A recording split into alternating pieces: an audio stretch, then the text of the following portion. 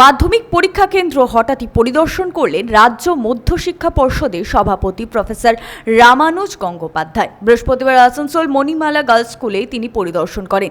এদিন রাজ্য মধ্যশিক্ষা পর্ষদের সভাপতি প্রফেসর রামানুজ গঙ্গোপাধ্যায় জানান, 4টি স্কুল পরিদর্শন হয়েছে, প্রত্যেকটি কেন্দ্রে পরীক্ষা ভালোভাবে চলছে।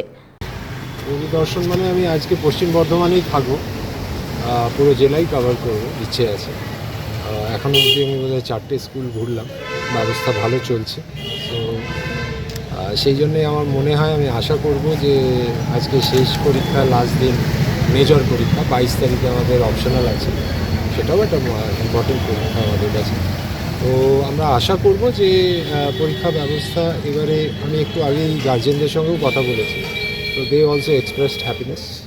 কোয়েশ্চেন নিয়ে অ্যাজ সাচ খুব ব্যালেন্সড কোয়েশ্চেন হয়েছে, শিওর, এবং খুব পরীক্ষা ব্যবস্থা খুব ভালো হয়েছে, এটাও বাস্তব। সো আমি সবাইকে এটুকুই বলতে পারি যে আমাদের সামগ্রিক রাজ্য প্রশাসন, জেলা প্রশাসনগুলো, সব জেলায় আমাদের ব্যবস্থায় এবারে আমি খুব সন্তুষ্ট, এবং আমাদের টিচাররা যে টিম কাজ করেছে তারা মোস্ট সিনসিয়ারলি কাজ করেছে।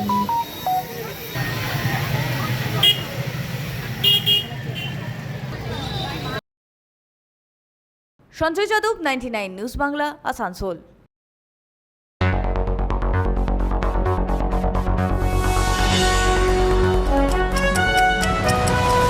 আপনারা দেখছেন 99 নিউজ বাংলা।